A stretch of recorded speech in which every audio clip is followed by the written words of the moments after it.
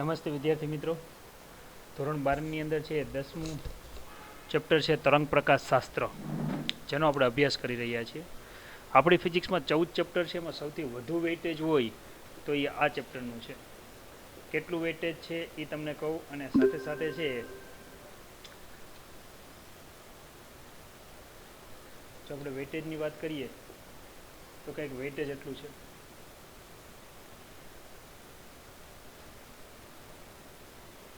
બરાબર, 11 માર્કનું વેટેજ છે. વધારામાં છે આમાંથી 30%ની જગ્યાએ 50% નીકળી ગયું છે આ ચેપ્ટર. એટલે મેઇન ફાયદો એક એ છે કે આ ચેપ્ટરની અંદર આપણને છે ઓછી મહેનતે છે વધુ માર્ક મળે એવું છે. એમ એકદમ સહેલું છે. ચેપ્ટરનું નામ છે તરંગ પ્રકાશ શાસ્ત્ર. બરાબર, લાસ્ટ ટાઈમ મેં તમને સમજૂતી આપેલી હતી કે આની અંદર આ જે ટોપિક છે એ બધા કરવાના છે. એનો સ્ક્રીનશોટ લઈ લેજો. જ્યારે આ ટોપિક છે એ આપણે બિલકુલ કરવાના નથી. બરાબર, તો આ એક ખાસ ધ્યાન આપજો. હાઇગેન્સનો સિદ્ધાંત હું તમને આજ ભણાવી દઈશ, પણ એના દ્વારા થતું વક્રીભવન કે પરાવર્તન આપણે સમજવાનું નથી. તો વાત એ કઈ રીતે કે દ્રશ્ય પ્રકાશ એટલે શું, તેના જુદા જુદા અંગો જણાવો. આપણને ખબર છે કે સૂર્યમાંથી આવતો જે પ્રકાશ છે એ શ્વેત પ્રકાશ છે. બરાબર, જેને આપણે છે શ્વેત એટલે કે સફેદ પ્રકાશ કહીએ છીએ. જેવો પ્રિઝમ જેવા માધ્યમમાંથી પસાર થાય એટલે જુદા જુદા 7 રંગોમાં વિભાજન થાય છે અહીંથી આ પ્રકાશ. બરાબર, એમાં જેનો વક્રીભવનાંક ઓછો હોય તે ઉપર જોવા મળે. એટલે ઉપરનો રંગ છે એ આપણે જો અહીંયા લેશું, બરાબર, તો સૌથી પહેલાં આપણને લાલ રંગ જોવા મળે છે. અને જેનો વક્રીભવનાંક સૌથી વધુ હોય એ છેલ્લે જોવા મળે, એટલે એ રંગ આપણને જાંબલી રંગ જોવા મળે છે.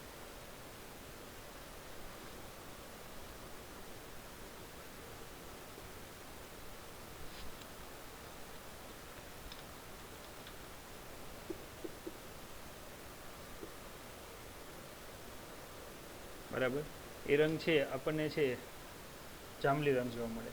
એટલે આપણે એવું લખીએ છીએ જાની વાલી પીનાલા. એનો અર્થ એવો થયો કે આપણી આંખ છે એ આવા જુદા જુદા 7 રંગો, એટલે અહીંથી જો ચાલુ કરો, બરાબર, લાલ રંગની તરંગ લંબાઈ સૌથી વધુ હોય છે 8000 એંગસ્ટ્રોમ, અને જાંબલી રંગની તરંગ લંબાઈ સૌથી ઓછી હોય છે એટલે 4000 એંગસ્ટ્રોમ. એટલે આપણી આંખ એટલે આપણો જે કેમેરા છે એ 4000 થી 8000 એંગસ્ટ્રોમ તરંગ લંબાઈને જોઈ શકે છે. જોઈ શકે છે એટલે દ્રશ્ય પ્રકાશ તરીકે એને ઓળખવામાં આવે છે. 4000 થી 8000, એનાથી ઉપર કે એનાથી નીચે જાય તો આપણી આંખ એને અનુભવી શકતો નથી. બરાબર છે. હવે ન્યૂટનનો કણવાદ શું છે? ન્યૂટન એવું ધારતા હતા ત્યારે કે પ્રકાશ છે ને સૂક્ષ્મ કણ સ્વરૂપે ગતિ કરે છે. એટલે કણવાદ અનુસાર એને થિયરી આપી અને કણવાદ કહેવામાં આવે છે. કણવાદ શું છે એ તમને સમજૂતી આપી દો. ન્યૂટન એવું કહેતા હતા કે જ્યારે છે આ પાતળું માધ્યમ છે, હવાનું માધ્યમ છે, અને આ ઘટ માધ્યમ છે. ધારી લ્યો કે આ કાચનું માધ્યમ છે. જ્યારે પ્રકાશનું કિરણ છે બે માધ્યમની જુદી પાડતી સપાટી પર આગળ વધે, એટલે કે ત્યારે છે જુદી પાડતી સપાટી પાસે એના કિરણની દિશા બદલાય છે, એટલે વાંકું વળે છે. આ માધ્યમમાં વેગ v1 છે, આ માધ્યમમાં વેગ v2 છે. કે જ્યારે છે આ કિરણ જ્યારે લંબની નજીક આવે, તમે જોઈ શકો છો અહીં લંબની નજીક આવે છે, ત્યારે તેનો વેગ વધે.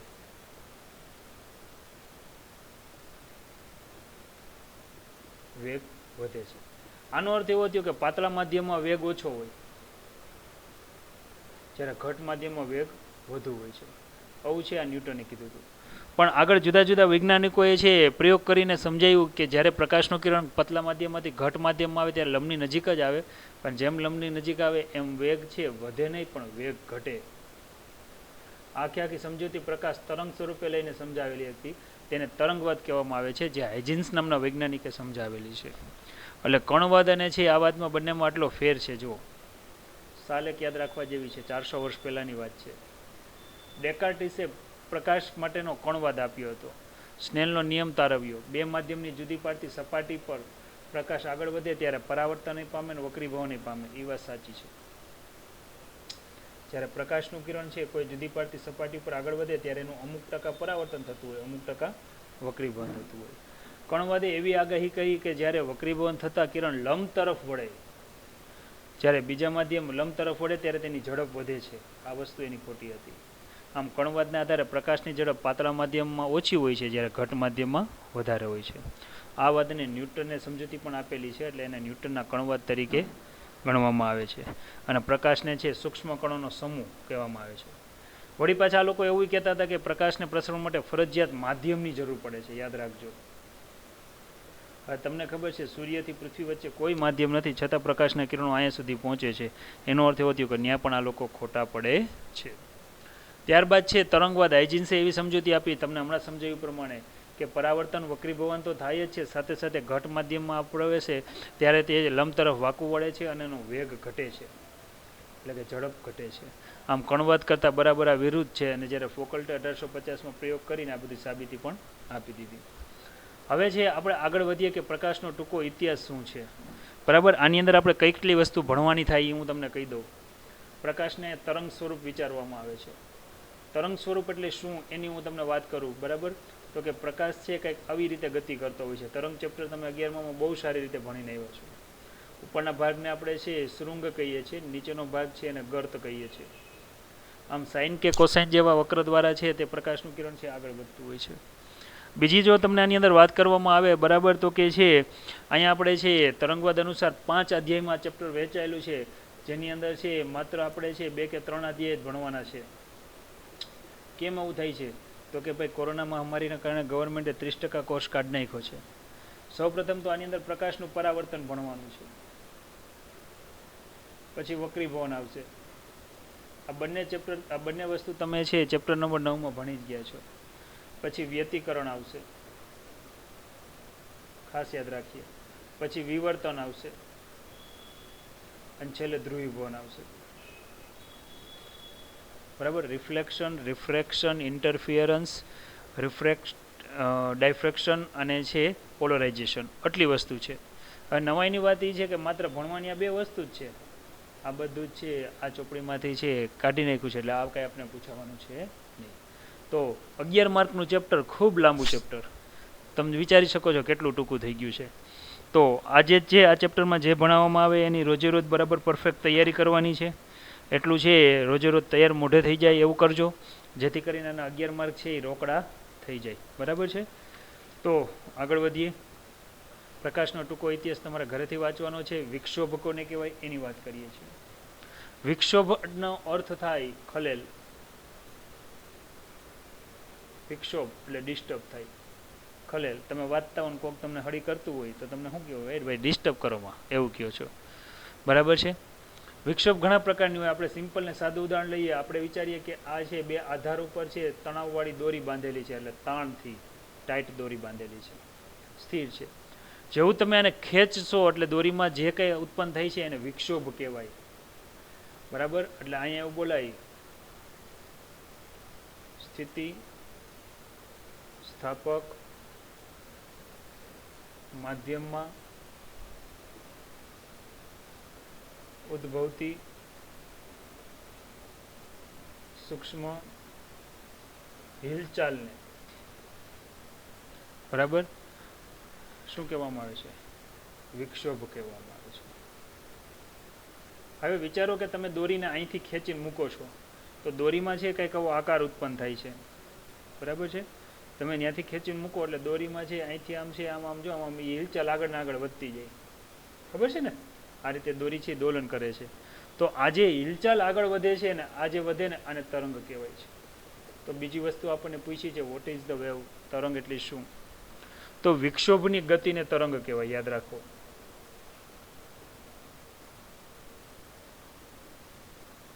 વિક્ષોભની જે ગતિ છે આ ગતિને શું કહેવાય? તરંગ કહેવાય. અને આવી ગતિ જો આગળ ને આગળ વધતી જ જાય તો આને છે આપણે તરંગ માળા કહીએ છીએ.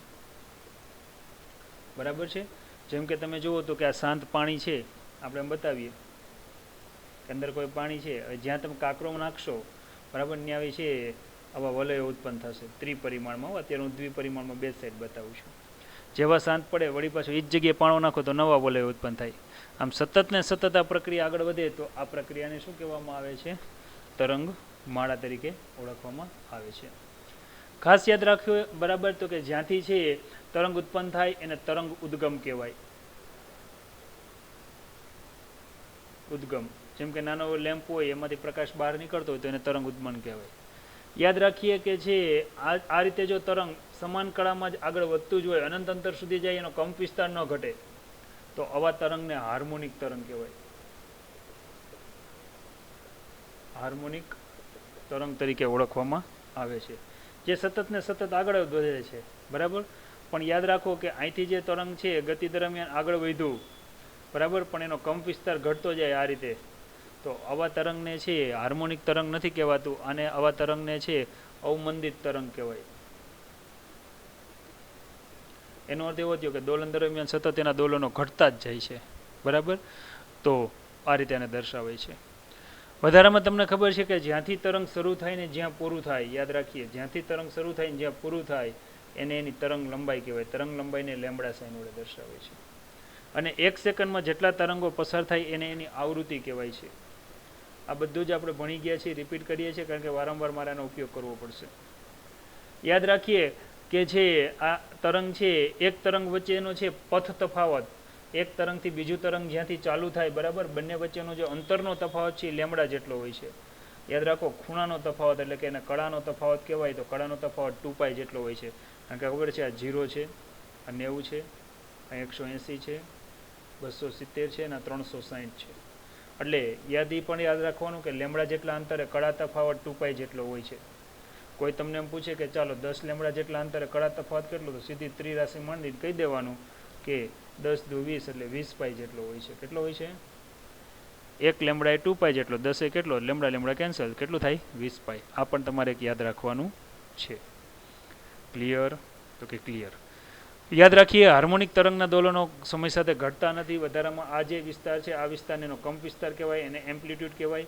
અહીંથી તો આ જગ્યાનું સ્થાનાંતર છે ને પરિણામી સ્થાનાંતર y કહેવાય, જેને સાઇન કે કોસાઇન સૂત્ર વડે દર્શાવવામાં આવે છે. ચાલો હવે આપણે છે ભણવાની શરૂઆત કરીએ. જોકે ભણતા હતા પણ પ્રસ્તાવના હતી. Vote is the wave front? તરંગ અગ્ર કોને કહેવાય અને તેના પ્રકારો કેટલા છે એ સમજાવવા છે. લાસ્ટ ટાઈમ આપણે તમને સમજૂતી આપતા હતા, પણ આપણું નેટ છે ડિસ્કનેક્ટ થવા જવાના કારણે છે બધા પ્રોબ્લેમ ઉત્પન્ન થયા હતા. આપણે એવું વિચારીએ કે તમે એક દિવાલ લ્યો, દિવાલ ઉપર છે 4 દોરીને અમુક અંતરે બાંધી દો, એક દિવાલથી બીજી દિવાલ વચ્ચે. જેમ કે આપણે અહીં બતાવીએ, આ 1, આ 2, આ 3 અને આ 4. યાદ રાખો, દોરી આ 4 દોરી છે એક છેડેથી બીજા છેડે એકદમ ટાઈટ બાંધેલી છે. ચારેય દિવાલ પરના બિંદુ છે. મારે અહીંયા બોર્ડ છે એ દ્વિપરિમાણ છે, એટલે મારે એને અહીંયા આ રીતે તમને મેં ત્રાસું બતાવ્યું છે. તમે છે તમારું મોબાઈલ છે, મોબાઈલની સ્ક્રીન તમારી સામે જો કંઈક આ રીતની છે. આ નંબરને 1 કહી દો, આ નંબરને 2 કહી દો, અહીંયા 3 કહી દો, અહીંયા 4 કહી દો. ચારેય છેડે દોરી બાંધેલી હોય અને તમારી બાજુ આવતી હોય તો એકદમ આમ ખેંચાણવાળી સ્થિતિમાં પદ્ધતિ લ્યો તો તમે જુઓ તો કે હવે આ રીતે થશે. હવે ચારેય દોરીને છે એક સરખા છે વિક્ષોભ આપો. વિક્ષોભ આપો એટલે કે એવા આકારો ઉત્પન્ન કરવાના છે આપણે અહીંયા. તો હું બધાને છે એક સરખા વિક્ષોભ આપું છું. ચાલો અહીં ઉપરની તરફ બધાને એક સાથે ખેંચીને મૂકું છું. એનો અર્થ એવો થયો કે ચારેય દોરીમાં આવા એક સરખા આકારો ઉત્પન્ન થશે સમાન કળામાં. જો કળા એટલે સમાન છે, એક સાથે દોલન કરે ને સમાન કળા કહેવાય. તો આ ચારેયમાંથી પસાર થતું જો હું કાલ્પનિક પૃષ્ઠ વિચારું તો મને પૃષ્ઠ એવું મળશે. જો તમે અહીંથી જો મને એવું એક પૃષ્ઠ મળશે કે સમાન કળામાં દોલન કરતા કણોમાંથી પસાર થતું કાલ્પનિક પૃષ્ઠ, જેનું કંઈક નામ આપી દો A, B, C અને D. આ જે કાલ્પનિક પૃષ્ઠ રચાય છે, બરાબર, આ પૃષ્ઠને કહેવામાં આવે છે વેવ ફ્રન્ટ એટલે કે તરંગ અગ્ર. જેમ કે તમારી આગળ મોબાઈલ છે, મોબાઈલમાં મેં તમને એમ કીધું ચારેય ખૂણે એક દોરી બાંધી દો. આ દોરી સામે આમ તણાવની સ્થિતિમાં રાખો તો આ ચારેય દોરી એટલે તમે જોઈ શકો છો, બરાબર. એમાંથી પસાર થતું જો સમતલ એટલે આવડું આ સમતલને પૃષ્ઠ કહેવાય. જો તમને આ દેખાય છે તમારી સામે. મારે એને બોર્ડમાં કઈ રીતે બતાવું તો હું બોર્ડમાં એને આ રીતે બતાવી શકું. તો આ જે ભાગ છે અહીંયા હું બતાવું, આ A, B, C, D, તો હું અહીં લખી શકું A, B, C અને D. આ રીતે તમે આને બતાવી શકો. તો આ જે ભાગ છે આ ભાગને શું કહેશો તમે? તો કે આ ભાગને છે તરંગ અગ્ર કહેવાય. યાદ રાખીએ, તરંગ અગ્ર. વ્યાખ્યા એકદમ સહેલી છે કે સમાન કળામાં દોલન કરતા કણોમાંથી પસાર થતા કાલ્પનિક પૃષ્ઠને તરંગ અગ્ર કહે છે. ધારી લો કે આ જે સમય છે આ સમય T જેટલો છે, બરાબર.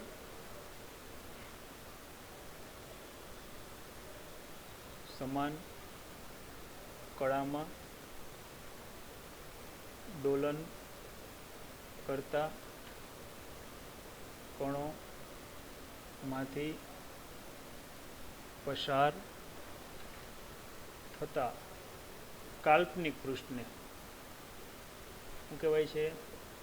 તરંગ અગ્ર કહે છે. ચાલો, હવે તમને આ માહિતી મળી ગઈ. ધારી લ્યો કે આ ટી સમયે છે જે પૃષ્ઠ 1 2 3 4 એટલે ABCD બિંદુ પાસે હતું, બરાબર. હવે એ જ પૃષ્ઠ છે, હું એમ કહું કે ટી પ્લસ ડેલ્ટા ટી સમયે જે કણ એકમાં જે વિક્ષોભ ઉત્પન્ન થયો હતો ને એ કંઈક છે આ બિંદુએ પહોંચે છે, બરાબર. કણ એકમાં જે વિક્ષોભ ઉત્પન્ન થયો હતો, બરાબર, એ ટી પ્લસ ડેલ્ટા ટી સમયે આ બિંદુએ પહોંચે છે, ટી પ્લસ ડેલ્ટા ટી સમયે. તો 2 નંબરના કણમાંથી જે વિક્ષોભ ઉત્પન્ન થયો હતો એ કાંઈક અહીંયા હશે, 3 નંબરમાંથી ઉત્પન્ન થયો વિક્ષોભ અહીંયા હશે, 4 નંબરમાંથી ઉત્પન્ન થયેલો વિક્ષોભ અહીંયા હશે. હવે જો ટી પ્લસ ડેલ્ટા ટી સમયે એમાંથી પસાર થતો જો હું કાલ્પનિક પૃષ્ઠ લઉં તો જો કંઈક આવી રીતે દોરાશે. એનો અર્થ એવો થયો કે જે પૃષ્ઠ ABCD હતું, હવે હું એના કંઈક નામ આપી દઉં, A dash, B dash, C dash અને D ડેશ. તો આમ તરંગો છે દોરીમાં જો આ હાર્મોનિક તરંગો હોય, યાદ રાખો મેં તમને હમણાં હાર્મોનિક તરંગની વ્યાખ્યા આપી, અને હું આને પ્રગામી કહી દઉં એટલે એનો અર્થ એવો થયો કે અનંત અંતર સુધી જે સમાન કળામાં દોલનો આગળ વધે એને કહેવાય પ્રગામી હાર્મોનિક તરંગ, પ્રોગ્રેસિવ પિરિયોડિક વેવ, બરાબર. તો આગળ ને આગળ વધતા જાય તો તરંગની ગતિને હવે મારે જો તરંગ અગ્રની ગતિ દ્વારા દર્શાવવી હોય તો પણ હું બતાવી શકું. તો આ પાઠમાં આપણે તરંગની ગતિને કોના દ્વારા બતાવવાની છે? તરંગ અગ્રની ગતિ દ્વારા બતાવી શકશું. તો આ જ રીતે કણ આગળ ને આગળ વધતી જશે. હવે તમે અહીં જોઈ શકો છો કે તરંગ અગ્રને લંબ દિશા કઈ થાય? તો કે તરંગ અગ્રને લંબ દિશા એટલે જો આ લંબ દિશા થાય.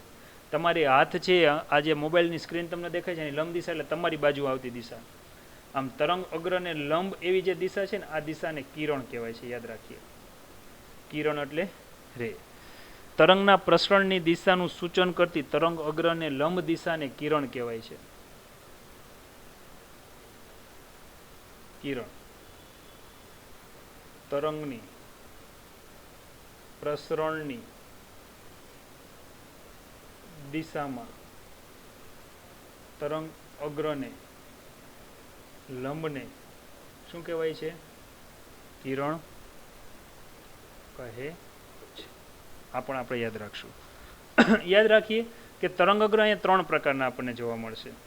કેવા પ્રકારના જોવા મળશે ટોટલ? તો કે 3. પહેલું લઈએ તો કે ગોળાકાર તરંગ અગ્ર.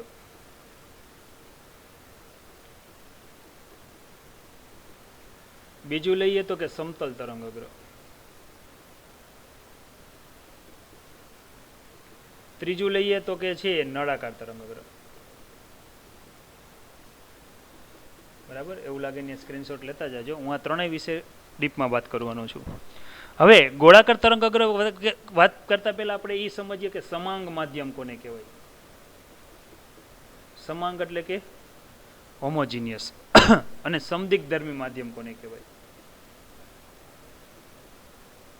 યાદ રાખીએ, સમાંગ એટલે એવું માધ્યમ કે જે માધ્યમના ગુણધર્મ દરેક દિશામાં સમાન હોય. અને છે સમદિગ્ધર્મી માધ્યમ એટલે કે એવું માધ્યમ કે દરેક બિંદુએ સરખા હોય, ગુણધર્મ દરેક બિંદુએ. ઉદાહરણ તરીકે તમે જોઈ શકો છો કે આપણે ધારી લ્યો કે હું તમને અત્યારે એવું વિચારું કે તમે જે રૂમમાં બેઠા છો એ તમે જુઓ. તમારી રૂમમાં તમે જ્યાં બેઠા છો ત્યાંથી છે સામેની કોઈ દિવાલ હોય, દિવાલ ઉપર નજર નાખો. ધારી લ્યો કે ત્યાં કોઈ એક ઘડિયાળ ટીંગાય છે, ઘડિયાળને જુઓ કેટલા વાગ્યા છે, તો તમને લગભગ ઘડિયાળમાં ટાઈમ છે 4:30 નજીક દેખાડશે, 4:20-25 સમથિંગ દેખાડશે. હવે તમે જે બેઠા છો એનાથી 10 કે 5 થી 10 ડગલા દૂર જઈ અથવા તો છે સાઈડમાં ખસીને વળી પાછું ઘડિયાળમાં જોશો તો તમને સમય જ બતાવશે. એનો અર્થ એવો થયો કે તમે છે તમારા રૂમમાં ઘડિયાળમાં કોઈ પણ એંગલેથી જોશો તો ઘડિયાળનો સમય તમને એક સરખો જ દેખાય છે. કહેવાનો અર્થ એ છે કે તમને ઘડિયાળ એક સરખી જ દેખાય છે. તો તમારો જે રૂમ છે, રૂમમાં તમે કદાચ ઘડિયાળ અહીંયા ટીંગાડેલી છે, તમે આ બિંદુએ હોય તો દરેક બિંદુએ ગુણધર્મ સરખા છે, કદાચ અહીંયા હોય તો પણ દરેક બિંદુએ ગુણધર્મ સરખા છે. એટલે હવાનું માધ્યમ છે તમારા રૂમમાં, બરાબર, એ કેવું છે તો કે કોઈ પણ દિશામાં જાઓ કે કોઈ પણ છે બિંદુએ જાઓ, દરેક જગ્યાએ છે તમને દેખાય છે બધું સરખું. ઉદાહરણ તરીકે તમારો મોબાઈલ તમે જે રૂમમાં બેઠા છો તમારાથી 2 ફૂટ દૂર રાખીને જુઓ તો પણ દેખાય છે, અને કદાચ તમે છે તમારા રૂમથી બાજુના રૂમમાં કે ઓસરીમાં કે ફળિયામાં કે અગાસી ઉપર ચડીને જુઓ તો પણ એવું દેખાય. એનો અર્થ એવો થયો કે આપણી વચ્ચે હવાનું માધ્યમ છે જે કેવું છે? સમાંગ અને સમદિગ્ધર્મી. હવે હું તમને એ ઉદાહરણ આપું કે ધારી લ્યો કે અત્યારે શિયાળો છે, સવારમાં તમે છે ક્યાંક બહાર નીકળો છો, તમને ધુમ્મસ જોવા મળે છે. તમે આમ દૂર સુધી નજર નાખો છો તો તમને દૂરની વસ્તુ નથી દેખાતી, પણ 5-10 ફૂટ અંતર સુધી વસ્તુ દેખાય, પણ 50, 100 કે 200 ફૂટની દૂરની વસ્તુ દેખાતી નથી. તો વચ્ચે ઝાકળના બૂંદ આવી ગયા, એનો અર્થ એવો થયો દરેક બિંદુએ ગુણધર્મ ચેન્જ થાય છે, એની પાછળ કાંઈ દેખાતું નથી. તો ઝાકળનું માધ્યમ છે એ સમાંગ કે સમદિગ્ધર્મી કહેવાય નહીં. પણ અત્યારે તમે જોશો તો 5 ફૂટ અંતરે રહેલી કે 50 ફૂટ અંતરે રહેલી કે 500 ફૂટ અંતરે રહેલી વસ્તુ તમને દેખાય છે, તો અત્યારે જે માધ્યમ છે એ હવાનું માધ્યમ છે, જેમાં ઝાકળ નથી. આ અર્થમાં આને કહેવાય સમાંગ અને સમદિગ્ધર્મી. બરાબર? તો આ 2 પોઈન્ટ તમને યાદ રહી ગયા હશે. હવે મારે તમને એક ઉદાહરણ એ આપવું છે. ધારી લો કે તમે શું કરો છો, અત્યારે દાખલા તરીકે કોઈ એક મોટું ટબ લઈએ. આપણે ટબ ન લેવું હોય તો તમે છે ક્યાંક દાખલા તરીકે છે મોટી કુંડી છે, ટાંકો છે, એવું ઉદાહરણ લઈ શકો. હવે એમાં શું થાય તો કે છે આ જે મોટું માધ્યમ છે પાણીનું માધ્યમ છે. પાણીના માધ્યમમાં તમે છે કોઈ પણ એક બિંદુએ કાંકરાનો ઘા કરો. જેવો કાંકરાનો ઘા કરશો, જે પોઈન્ટે કાંકરાનો ઘા કરશો, બરાબર, ત્યાં રહેલા કણો છે એ જુદી જુદી દિશામાં આગળ વધશે. જેમ કે આ દિશામાં રહેલો કણ છે ને આ રીતે આમ આગળ વધે, બીજો કણ છે એનાથી આ રીતે આમ વિરુદ્ધ દિશામાં આગળ વધે, યાદ રાખજો, પાણીના માધ્યમમાં જ. ત્રીજો જે કણ છે ને એ કંઈક આ રીતે આમ આગળ વધે, અને ચોથો કણ છે ને આ બાજુ આગળ વધે. આવા અસંખ્ય કણો આગળ વધે. મેં 3-4 કણનું ઉદાહરણ લીધું છે. વળી પાણીનું માધ્યમ ત્રિપરિમાણ છે, એટલે કે તમે જોઈ શકો છો એક્સિયમ વાયમ ને પાણીની અંદર પણ આગળ વધે. તમને ખબર છે ઘણીવાર આપણે પિક્ચરમાં જોતા હોય કોઈ વ્યક્તિ ઉપરથી આમ ઠેકડો મારતો હોય, ત્યારે કેમેરો તળિયે રાખ્યો હોય અને ઉપરથી ડાય બતાવતો હોય, ત્યારે છે બે પાણીની સપાટી ઉપર તો પાણી ફેલાતું જ હોય, અંદરની દિશામાં જે ઠેકડો મારે ત્યાં પણ પાણી ફેલાતું હોય. ખાસ કરીને કોઈ ચોર છે જ્યારે પાણીમાં કૂદકો લગાવતો હોય, એની ઉપર પોલીસ હોય ને એની ઉપર ગોળીબાર કરે, ત્યારે ગોળી કઈ રીતે પાણીની અંદર દાખલ થતી હોય એ રીતે વિચાર કરો. હવે અહીંયા શું થાય છે તમે જો, છે પાણીનું માધ્યમ, બરાબર, એટલે કેવા પ્રકારનું માધ્યમ છે તો કે સમાંગ છે, સમદિગ્ધર્મી છે. એટલે દરેક બિંદુએ દરેક દિશામાંના ગુણધર્મ સમાન છે. સાથે સાથે જો આપણે વાત કરીએ તો કે અહીંયા ત્રિપરિમાણમાં આગળ વધે છે. હવે ધારી લ્યો કે અહીંયા છે સમાંગ અને સમદિગ્ધર્મી હોય એટલે એક સરખું જ અંતર કાપતું હોય. ધારી લ્યો કે આ 0 સમયથી આ જે 4 કણોએ ગતિ શરૂઆત કરી ચારેય દિશામાં, બરાબર, તો આપણને કયું સૂત્ર આવડે છે, વેગ બરાબર અંતર છેદમાં સમય. ચારે દિશામાં વેગ તો સમાન જ છે, તો હું d બરાબર લઉં તો v × t આવું સૂત્ર બને. એનો અર્થ એવો થયો કે v જેટલા વેગથી t સમય પછી હું લઈશ તો આ કણ અહીંયા પહોંચ્યો હશે, અહીંથી બીજો કણ ઉપર આ દિશામાં એટલે પહોંચ્યો હશે, ત્રીજો એટલે પહોંચ્યો હશે, ચોથો એટલે પહોંચ્યો હશે. એટલે કે દરેક દ્વારા કપાતું અંતર કેવું હશે, કે આ સૂત્ર પ્રમાણે સમાન હશે. હવે આમાંથી પસાર થતું જો હું પૃષ્ઠ લઉં ને, તો આમાંથી પસાર થતું હું પૃષ્ઠ લઈશ ને, તો જો મને આવું મળશે. મીન્સ કે કેવું મળશે, ગોળાકાર મળશે. તમને ખબર છે પાણીની અંદર જેવો તમે કાંકરો નાખો એટલે જે વલય રચે ગોળાકાર રચે છે. તો મારે તમને શું વાત કરવી હતી, ગોળાકાર તરંગ અગ્ર કોને કહેવાય, વ્યાખ્યા બોલું છું, સમજજો. સમાંગ સમદિગ્ધર્મી માધ્યમમાં ત્રિપરિમાણમાં આગળ વધતા તરંગો એક સરખા સમયમાં એક સરખું અંતર કાપે છે. ત્યારે જો એને સ્પર્શતું પૃષ્ઠ દોરવામાં આવે તો આ પૃષ્ઠ આપણને છે એ ગોળાકાર મળે છે. આવા તરંગ અગ્રને ગોળાકાર તરંગ અગ્ર કહે છે. ઉદાહરણ તરીકે તમે સમય છે વધારી દો છો, ધારી લો કે જે સમય છે એનો બમણો કરો છો, તો થશે શું તો કે કંઈક આવા પ્રકારની અસર થશે કે જે કણ અહીંયા પહોંચ્યું હતું, હવે સમય તમે વધારો છો એટલે કણ વધારે અંતર કાપશે, અહીંયા પહોંચી જશે. હવે એમાંથી હું પસાર થતું જો હું પૃષ્ઠ લઈશ તો મને કેવું મળશે, ગોળાકાર. ધારી લ્યો કે તમે ઓછો સમય આપો છો એને, બરાબર, ઓછો સમય આપો છો, તો આની વાત કરીએ તો આ કણ અહીંયા હશે, અહીંયા હશે, અહીંયા હશે, અહીંયા હશે, તો એમાંથી પસાર થતું જો હું પૃષ્ઠ લઈશ તો મને કેવું મળશે, ગોળાકાર. સમાંગ સમદિગ્ધર્મી ત્રિપરિમાણમાં માધ્યમમાં આગળ વધતા કણો એક સરખા સમયમાં એક સરખું અંતર કાપે છે, તેમાંથી પસાર થતું પૃષ્ઠ હંમેશા કેવું હોય છે, ગોળાકાર. યાદ રાખો અહીંથી છે સૂક્ષ્મ ભાગમાંથી હિલચાલ ઉત્પન્ન થઈ હતી, એટલે આપણે એમ પણ કહી શકો કે બિંદુવત ઉદ્ગમમાંથી ઉત્પન્ન થતું તરંગ અગ્ર હંમેશા ગોળાકાર હોય છે. આ હું તમને છે એ દોરીને પણ પછી સમજાવીશ, બરાબર. તો આ એક વસ્તુ પણ આપણે યાદ રાખશું. ત્યાર પછી આગળ વાત કરીએ તો કે ગોળાકાર પછી વાત કરીએ આપણે છે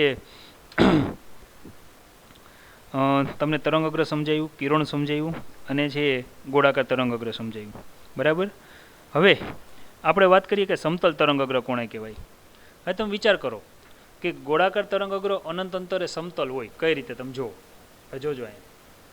હવે આવા અસંખ્ય કણોમાંથી જો આવા પૃષ્ઠ પસાર થાય છે, યાદ રાખજો, ત્રિપરિમાણમાં આગળ વધે છે. જો પણ અનંત અંતરે તમે જોઈ શકો છો. જો હું અહીંયા આમ દોરું છું તો અનંત અંતરે આમાંથી પસાર થતું જો હું પૃષ્ઠ લઈશ ને તો મને સમતલ જોવા મળશે. જેમ કે જો અહીંથી આપણે જોઈએ, એક આ બિંદુ લઈએ, એક આ બિંદુ લ્યો, એક આ બિંદુ લ્યો, એક આ બિંદુ લ્યો, તો અહીંથી જો હું લઉં ને તો આખું આ રીતે જોવા મળશે. અનંત અંતરે છે ગોળાકાર તરંગ અગ્ર આપણને કેવું દેખાય? યાદ રાખજો, સમતલ દેખાય છે. આપણી પૃથ્વી ગોળ છે પણ એનો વિસ્તાર તમે જુઓ તો કે ખૂબ મોટો છે. ખૂબ મોટા અંતરે આપણે જે પૃથ્વી પર ઊભા હોય એ આપણે કેવી દેખાય? સમતલ દેખાય. બરાબર. સમતલ તરંગ અગ્રમાં હંમેશા યાદ રાખવું કે તરંગો છે એ સ્થિર માધ્યમમાં આ રીતે સીધી દિશામાં છે એ ગતિ કરતા હોય છે. વળી પાછું અમુક અંતરે જો એમાંથી પસાર થતું જો આપણે પૃષ્ઠ લેશું તો દરેક વખતે આપણને કેવું મળશે? સમતલ મળશે. બરાબર. એટલે બીજો પોઈન્ટ કયો હતો? ગોળાકાર તરંગ અગ્રો અનંત અંતરે કેવા હોય છે? સમતલ હોય છે. છેલ્લો પોઈન્ટ નળાકાર. ધારી લો કે કોઈ ઉદ્ગમ છે, બરાબર. અહીંયા રેખીય ઉદ્ગમની પણ હું તમને હજી એક વાત કરી દઉં. બિંદુવત ઉદ્ગમ યાદ કરી દઉં.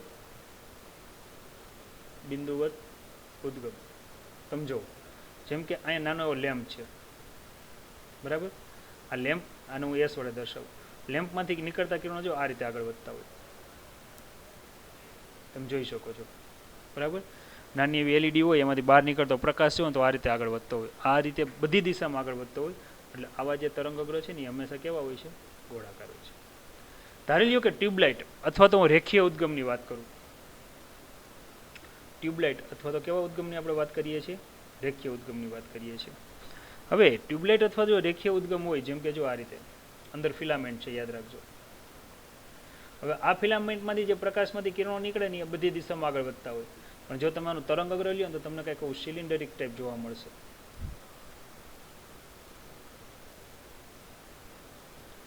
સિલિન્ડરિક, બરાબર.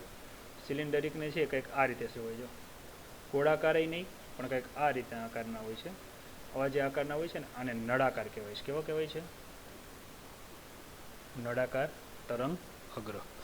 તો તરંગ અગ્ર એટલે શું? રિપીટ કરી નાખીએ. સમાન કળામાં દોલન કરતા કણોમાંથી પસાર થતા કાલ્પનિક પુરુષને તરંગ અગ્ર કહેવાય. તરંગની દિશાનું સૂચન કરતી અને અગ્રને લંબ એવી દિશાને આપણે કિરણ તરીકે લઈ જઈ શકીએ છીએ.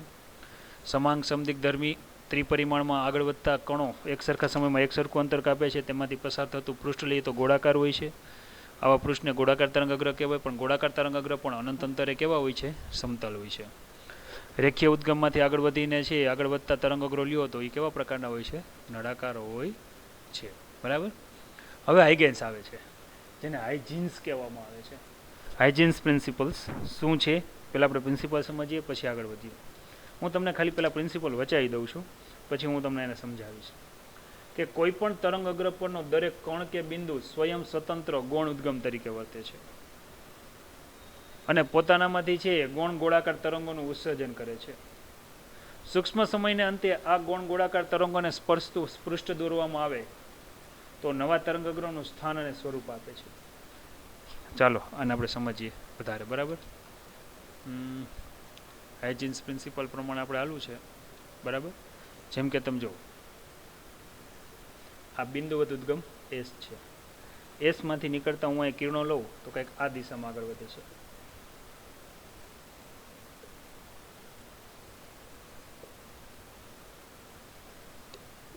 બરાબર. આપણે કંઈક બતાવીએ, આ રીતે આગળ વધે છે. આમાંથી ઉત્પન્ન થતું તરંગ અગ્ર કેવું હોય તો આપણને ખબર છે. આમાંથી ઉત્પન્ન થતું તરંગ અગ્ર છે એ કંઈક આ પ્રકારનું હશે. અહીંયા હું લઈ લઉં ગોળાકાર હોય એટલે એક્સ વાય તરંગ અગ્ર છે. તરંગ અગ્ર પરના કયા બિંદુ છે? તો આ કયા બિંદુને હું નામ આપી દઉં? એ, બી, સી, ડી અને ઈ. ખાસ સમજજો વ્યાખ્યા શું કહી છે કે તરંગ અગ્ર પરનું દરેક બિંદુ સ્વયં સ્વતંત્ર ગૌણ ઉદ્ગમ તરીકે વર્તે. એટલે દરેક બિંદુ એટલે કયું કહ્યું? તો કે એ, બી, સી, ડી અને ઈ ગૌણ ઉદ્ગમ તરીકે વર્તે. એટલે કે પોતે લેમ્પ તરીકે વર્તે, પોતામાંથી નવા પ્રકાશ બહાર ફેંકે, એટલે કે નવા ગોળાકાર તરંગોનું ઉત્સર્જન કરે. હમણાં જ મેં તમને એક સૂત્ર ભણાવ્યું કે વેગ બરાબર શું થાય? અંતર છેદમાં સમય. તો અંતર બરાબર શું થાય? તો વી ઇન્ટુ ટી. હવે હવાનું માધ્યમ હોય તો દરેક જગ્યાએ વેગ સરખો છે, સમય સરખો મળે તો દરેકમાંથી કપાતું અંતર કેવું હોય? સમાન હોય. ધારી લો કે આ ટી બરાબર 0 સમયે બિંદુ એ છે ગૌણ ઉદ્ગમ તરીકે વર્તે છે અને પોતાનામાંથી ગૌણ ગોળાકાર તરંગો ઉત્પન્ન કરે હું એને ટી જેટલો સમય આપું તો એ ડી જેટલું અંતર કાપશે, યાદ રાખજો. તો ડી જેટલું જેવું અંતર કાપે તો આમાંથી દરેકમાંથી નીકળતા કિરણો છે દરેક ડી જેટલું અંતર કાપે, તમે જોઈ શકો છો. બરાબર. એનો અર્થ એવો થયો કે ડી ત્રિજ્યાવાળા ગૌણ ગોળાકાર તરંગોનું ઉત્સર્જન કરશે. જો વ્યાખ્યા વાંચજો ખાસ. દરેક કણ કે બિંદુ સ્વયં સ્વતંત્ર એવા ગૌણ ઉદ્ગમ તરીકે વર્તે અને પોતાનામાંથી ગૌણ ગોળાકાર તરંગો ઉત્સર્જે છે. ચાલો, ગૌણ ગોળાકાર તરંગો ઉત્સર્જે એટલે કે ડી ત્રિજ્યાવાળા જો હું આના ગૌણ ગોળાકાર તરંગો લઉં તો એ મને કંઈક આવા જોવા મળશે. જો આ ડી ત્રિજ્યાવાળું છે ગૌણ ગોળાકાર તરંગ, અહીંથી ડી ત્રિજ્યાવાળું ગૌણ ગોળાકાર તરંગ, આ ડી ત્રિજ્યાવાળું ગૌણ ગોળાકાર તરંગ. તો આ રીતે છે ગૌણ ગોળાકાર તરંગોનું શું કર્યું? ઉત્સર્જન. વળી વ્યાખ્યા એવું કહે છે જો તેમને સ્પર્શતું પૃષ્ઠ દોરવામાં આવે, સૂક્ષ્મ સમય એટલે મેં ટી જેટલો સમય લીધો, અંતે તેમને છે ગોળાકાર તરંગોને સ્પર્શતું કાલ્પનિક પૃષ્ઠ વિચારવામાં આવે તો નવ તરંગ અગ્ર અને સ્વરૂપ અને સ્થાન આપે છે. ચાલો જોઈએ. જો આને હું સ્પર્શતું પૃષ્ઠ દોરું છું, બરાબર છે.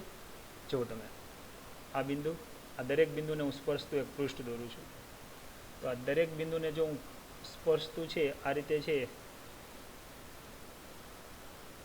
પૃષ્ઠ દોરું તો મને 9 તરંગ અગ્ર મળ્યું, એક્સ ડેશ અને શું મળ્યું? Y dash. ખ્યાલ આવી ગયો? વળી એના પરના બિંદુ હું જો વિચારું તો અહીંયા હું કહી દઉં A dash, B dash, C dash, D dash અને શું લઈએ? E dash. વળી પાછા ગૌણ ઉદ્ગમ તરીકે વર્તશે અને પોતાનામાંથી ગૌણ ગોળાકાર તરંગોનું શું કરશે? ઉત્સર્જન. બરાબર. વળી જો હું અહીંયા છે જેમાં મેં તમને સમજાવ્યું પ્રમાણે ડી બરાબર વી ઇન્ટુ ટી ત્રિજ્યાનું લઉં, બરાબર, તો વળી છે જે મને છે અહીંયા જે મેં નામ આપ્યું A dash, B dash, C dash, D dash, E dash, વળી પાછા કોણ પોતાનામાંથી છે ગૌણ ગોળાકાર તરંગોનું છે ઉત્સર્જન કરશે. ધારી લ્યો ગૌણ ગોળાકાર તરંગોનું ઉત્સર્જન કરે, વળી પાછા આટલી ત્રિજ્યાવાળા જો નવા ગોળા બનાવતા જશે. વળી પાછું જો એને સ્પર્શતું પૃષ્ઠ દોરીશ તો નવો તરંગ અગ્ર જો મને આમ મળશે. એનો અર્થ એવો થયો કે બિંદુવત વસ્તુ જે મેં અહીંયા દોરેલી છે તમે સમજો. હવે જો આ એસમાંથી ઉત્પન્ન થયું એ પહેલાં આવો મળ્યો, પછી એનામાંથી ઉત્પન્ન થઈને નવો ગોળાકાર આટલો મળ્યો, પછી આટલો મળ્યો. આપણે જનરલી એવું દોરતા હોય પણ આ કઈ રીતે રચાતું હોય તમને એનું ફિઝિક્સ હવે મારા ખ્યાલથી સમજાણું હશે. જો આ રીતે રચાતું હોય. વળી જેમ જેમ આગળ વધતા જાવ એમ છે આ એસમાંથી ઉત્પન્ન થતા તરંગો છે એના તરંગ અગ્ર જો આગળના આગળ આ રીતે આપણને મળતા જશે. ખ્યાલ આવી ગયો? હવે તમને એક સવાલ એમ થાય કે સાહેબ અહીંયા એક્સ ડેશ વાય ડેશ જેમ આગળ રચાય એમ પાછળ પૃષ્ઠ રચાય છે, જોવો બરાબર.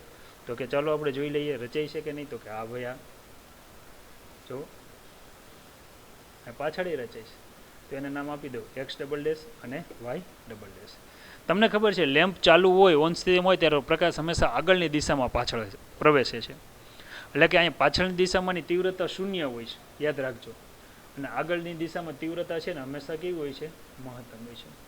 આ તીવ્રતાની વ્યાખ્યા આપી હોય ને તો એક સૂત્ર દ્વારા આપી શકાય છે. આ સૂત્ર ખાસ યાદ રાખજો, બરાબર. હું ડાયરેક્ટ શોર્ટ ફોર્મ લઉં છું. સૂત્ર આ છે 1 + cos θ. આ સૂત્ર દ્વારા આપી શકાય, અથવા આને કહેવાય 2 cos² θ/2 પણ દ્વારા દર્શાવવામાં આવે છે. હવે આ સૂત્ર શું છે? cos² θ/2 બરાબર 1 + cos θ થાય, યાદ રાખજો. cos² θ/2 આનું આખું સ્વરૂપ છે. હવે તરંગ પ્રસરણની દિશા અને આગળની દિશા સાથે બનાવેલો ખૂણો તમે જુઓ. આ તરંગ અગ્ર આગળની દિશામાં વધે છે અને આગળની દિશા સાથે બનાવેલો ખૂણો લો એટલે θ બરાબર 0 નો એંગલ બને. જ્યારે તરંગ પ્રસરણની દિશા છે અને પાછળની દિશા સાથે ખૂણો લો એટલે θ બરાબર 180 મળે. મેં તમને એવું કીધું કે પાછળની દિશામાં તીવ્રતા શૂન્ય હોય છે, આગળની દિશામાં તીવ્રતા મહત્તમ હોય તો આ સૂત્ર અનુસાર ગણી શકાય છે. જ્યારે હું આગળની દિશાની વાત કરું તો આગળની દિશામાં છે તરંગ પ્રસરણની દિશા સાથે પ્રસરણની દિશાનો ખૂણો 0 અંશનો બને છે. જો હું એક કિંમત મૂકું 1 + cos 0, cos 0 એટલે તમને ખબર છે 1 થાય છે. તો 1 + 1 એનો અર્થ એવો થયો પરિણામી કિંમત 2 મળે છે. એટલે કે તીવ્રતા અહીંયા તમને 2 એટલે મહત્તમ મળે છે, યાદ રાખો. તો હંમેશા પ્રસરણની દિશામાં આગળની દિશામાં તીવ્રતા મહત્તમ હોય છે. જો હું પાછળની દિશાની વાત કરું તો પાછળની દિશા સાથે ખૂણો લઉં તો અહીંયા 180 અંશનો બનશે. જો કઈ રીતે? તરંગ પ્રસરણની દિશા અને તરંગની પૃષ્ઠની દિશા પાછળ બે વચ્ચે ખૂણો ગણો તો 180 નો બને. જો હું 180 નો એંગલ લઉં તો મારે કિંમત મૂકવાની છે 1 + cos 180. એટલે જો હું સાદુરૂપ આપું તો 1 + cos 180 એટલે -1 થાય. તો તીવ્રતા કેવી મળે છે? 0. તો આ વસ્તુ આપણને શું બતાવે છે તો કે તરંગની આગળની દિશામાં તીવ્રતા મહત્તમ હોય છે, જ્યારે પાછળની દિશામાં તીવ્રતા શૂન્ય હોય. હવે યાદ રાખજો, જરૂરી નથી કે ગોળાકાર તરંગો હોય ત્યારે જ છે ગોળાકાર આવા ઉદ્ગમો રચાય. વ્યાખ્યા જ આપણે પકડી લેવાની છે. વ્યાખ્યા જ એવું કહે છે કોઈ પણ પરિસ્થિતિમાં હંમેશા તરંગગ્રહ કેવા હશે? ગોળાકાર જ હશે. ચાલો એની બીજી તમને એક સમજૂતી આપું. જુઓ, બરાબર છે. જેમ કે જુઓ, આ બધા સમાંતર કિરણો છે. જોજો, એમાંથી પસાર થતું તરંગગ્રહ સમતલ હોય છે. જો આ સમતલ તરંગગ્રહ છે. સમતલ તરંગગ્રહ પરના બિંદુઓ હું વાત કરું તો કયા કયા છે? તો કે A, B, C અને D. હવે વ્યાખ્યા એવું કહે છે કે તરંગગ્રહ, આ યાદ રાખો તરંગગ્રહ છો, જેનું નામ આપી દઉં X અને હું નામ આપી દઉં Y. તરંગગ્રહ પરનું દરેક બિંદુ સ્વયં સ્વતંત્ર ગૌણ ઉદ્ગમ તરીકે વર્તે ને પોતાનામાંથી ગૌણ ગોળાકાર તરંગોનું ઉત્સર્જન કરે.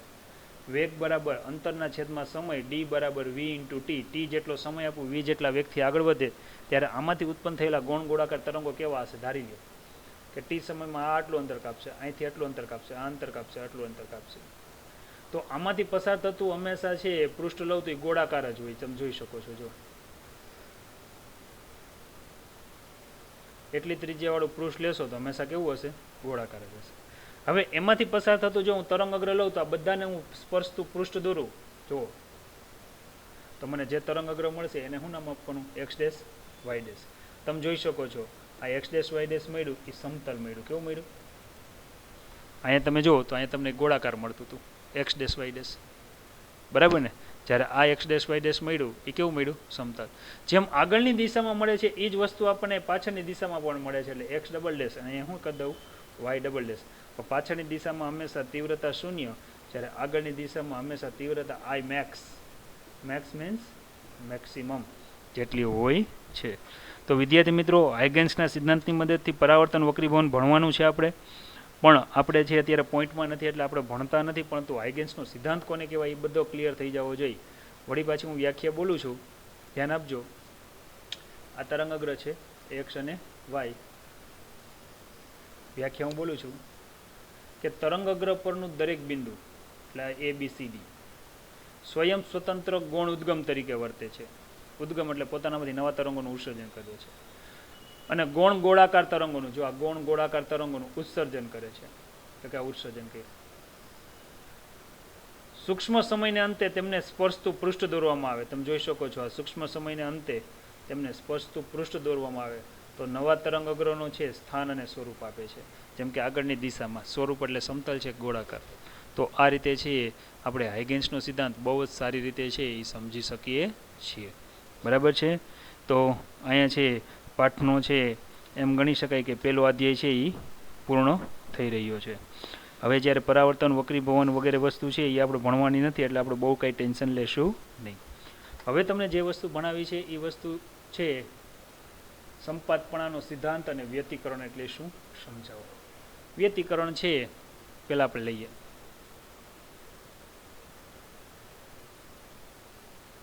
સીધું જ આપણે ત્રીજા ટોપિક ઉપર આવી ગયા. વ્યતિકરણ એટલે ઇન્ટરફિયરન્સ. ધારી લો કે માધ્યમમાં કોઈ એક બિંદુ છે. આ એક બિંદુ ઉપર છે બે કે બે કરતાં વધારે તરંગો ભેગા થાય છે. અત્યારે આપણે બે લઈએ, આવા n જેટલા તરંગો પણ ભેગા થાય. અને ત્યારે જે અહીંયા કણની જે પરિણામી અસર આપણને જોવા મળે, ભૌતિક અસર જોવા મળે, આ ઘટનાને વ્યતિકરણ કહેવાય. હમણાં હું તમને એમ પૂછું કે ચાલો છોકરાઓ સંભળાય છે કે નહીં, તો તમે 4 જણા માઇક ઓન કરીને બોલશો, હા સાહેબ સંભળાય. ચારે હારે બોલશો એટલે મને કેવું સંભળાશે? એ જે સંભળાય જે ભૌતિક ઘટના બની, આ ઘટનાને શું કહેવામાં આવે છે? તો કે આ ઘટનાને છે ઇન્ટરફિયરન્સ એટલે કે વ્યતિકરણ તરીકે ઓળખવામાં આવે છે. તો આની વ્યાખ્યા શું થઈ? વ્યાખ્યા આ રીતે થઈ, જ્યારે કોઈ માધ્યમમાં રહેલા કોઈ કણ પાસે માધ્યમમાં રહેલ કોઈ કણ બે કે બે કરતાં વધારે તરંગોના સંપાતીકરણ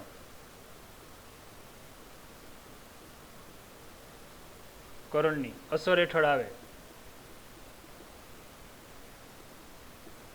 ત્યારે ઉદ્ભવતી ભૌતિક અસરને, ફિઝિકલ ઇફેક્ટ, ભૌતિક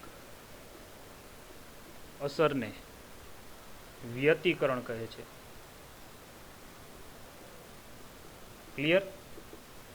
હવે તમે જ્યારે બધા પ્રાર્થના બોલતા હોય એક સાથે સમૂહમાં તો લયબદ્ધ હો ત્યારે બધા તરંગો એક સરખા બેસતા હોય. જો પ્રાર્થના બોલતા હોય ને ત્યારે પરિણામી અસર છે ને મસ્ત દેખાય, આમ જો મોટી દેખાતી હોય છે.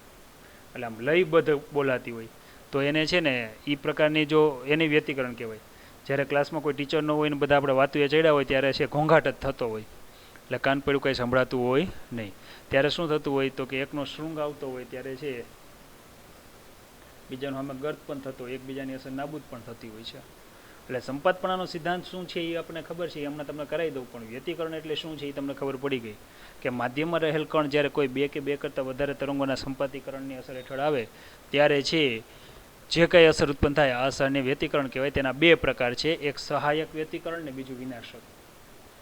હવે સહાયક અને વિનાશક સમજાવીએ બરાબર. જોઈએ સહાયક વ્યતિકરણ અને બીજું છે વિનાશક વ્યતિકરણ. હવે સહાયક અને વિનાશક વ્યતિકરણ સમજાવતા પહેલા છે આપણે શૃંગ અને ગર્ત વિશે સમજવું પડે. જો અહીંયા આ રીતે છે, ઉપરનો ભાગ છે એને આપણે છે શૃંગ કહીએ છીએ, આ ભાગને આપણે શું કહીએ છીએ? ગર્ત કહીએ છીએ. ધારી લો કે કોઈ માધ્યમ પાસે કણ સંપાત થાય છે ત્યારે શૃંગ, બે કણો જ્યારે સંપાત થતા હોય, બે તરંગો સંપાત થતા હોય ત્યારે બંનેના શૃંગ પર શૃંગ હોય કે ગર્ત પર ગર્ત હોય ત્યારે પરિણામી તીવ્રતા છે ને હંમેશા વધી જતી હોય છે. જો આટલી થઈ જતી હોય છે તો આ જે વ્યતિકરણ રચે ને આ વ્યતિકરણને શું કહેવાય છે? સહાયક વ્યતિકરણ કહેવાય છે. ક્લિયર થયું? હવે આનાથી હું ઊંધું વિચારું કે ધારી લ્યો કે માધ્યમમાં જે જ્યારે છે કોઈ બે કે બે કરતાં વધારે સંપાતીકરણ અસર હેઠળ આવે ત્યારે કંઈક સિચ્યુએશન આવી થાય છે. એકનું શૃંગ છે ને બીજાનું ગર્ત છે, ગર્ત છે ને આનું શૃંગ છે, ત્યારે એકબીજાની અસર નાબૂદ થઈ જતી હોય છે. ત્યારે આપણે પરિણામી અસર કાંઈ જોવા મળતી નથી. આ જે જોવા મળે ને આને શું કહેવાય છે? વિનાશક. શૃંગ પર શૃંગ, ગર્ત પર ગર્ત, પરિણામી તીવ્રતા વધુ.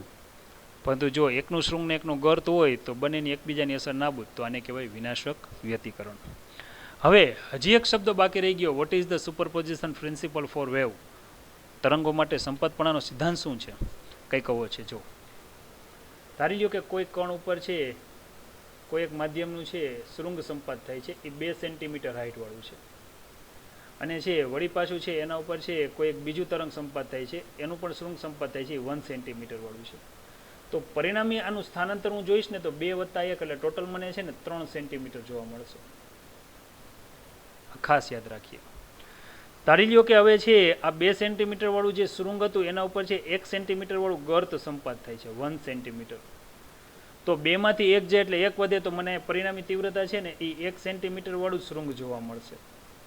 સમજાય છે તમને આખી વાત? એનો અર્થ એવો થયો કે સંપાતપણાનો સિદ્ધાંત એવું કહે છે કે જ્યારે કોઈ બિંદુ પર 2 કે 2 કરતાં વધારે તરંગો જ્યારે સંપાતીકરણના કારણે આવે ત્યારે પરિણામી અસર છે દરેક તરંગના સ્વતંત્ર સ્થાનાંતરના સદિશ સરવાળા બરાબર હોય. જો હું દિશા ધ્યાનમાં લઉં છું, દિશા ધ્યાનમાં મેં લીધી. જેમ કે કઈ રીતે? જો 2 - 1 બરાબર અહીંયા 1 આવશે, અને બેયની દિશા એક સરખી જ હતી તો અહીંયા આવશે 2 + 1 એટલે કેટલી જોવા મળશે? 3. તો આ રીતે જોવા મળે. તો હવે આની વ્યાખ્યાયિત કઈ રીતે કરવું? જો આ પ્રશ્ન, વ્યતિકરણ અને તેના પ્રકારો. જ્યારે માધ્યમમાં કોઈ ચોક્કસ બિંદુ આગળ 2 કે 2 કરતાં વધારે તરંગો સંપાત થાય છે ત્યારે સંપાતપણાના સિદ્ધાંત અનુસાર તે કણનું સ્થાનાંતર દરેક તરંગ વડે ઉત્પન્ન થતા સ્વતંત્ર સ્થાનાંતરના સદિશ સરવાળા જેટલું હોય. સદિશ એટલે દિશા. જેમ કે અહીંયા મેં તમને સમજાવ્યું 2 + 1 એટલે 3, 2 - 1 વિરુદ્ધ દિશામાં હોય તો એટલે દિશા મેં ધ્યાનમાં લીધી. આમ માધ્યમમાં કોઈ પણ બિંદુ આગળ 2 કરતાં વધારે તરંગોના સંપાતીકરણને લીધે જે ભૌતિક અસર જોવા મળે આ અસરને કહેવાય વ્યતિકરણ. 2 વ્યાખ્યા થઈ ગઈ. સહાયક વ્યતિકરણ કોને કહેવાય? જ્યારે એક તરંગના શૃંગ પર બીજા તરંગનું શૃંગ અથવા ગર્ત પર બીજા તરંગનું ગર્ત સંપાત થાય ત્યારે પરિણામી તીવ્રતા વધી જતી હોય છે, તેને સહાયક વ્યતિકરણ કહેવાય. જો અહીંયા આ સહાયક. જ્યારે છે એકના શૃંગ ઉપર બીજાનું ગર્ત કે ગર્ત ઉપર બીજાનું શૃંગ સંપાત થતું હોય ત્યારે પરિણામી તીવ્રતા ઘટી જતી હોય છે, જેને કહેવાય છે વિનાશક વ્યતિકરણ. તો વિદ્યાર્થી મિત્રો 4 વ્યાખ્યા થઈ. 4 વ્યાખ્યા છે આપણે ક્લિયર કરવાની છે. આજે જે ભણાવ્યું તમને છે આખું રિપીટ કરાવી દઈએ.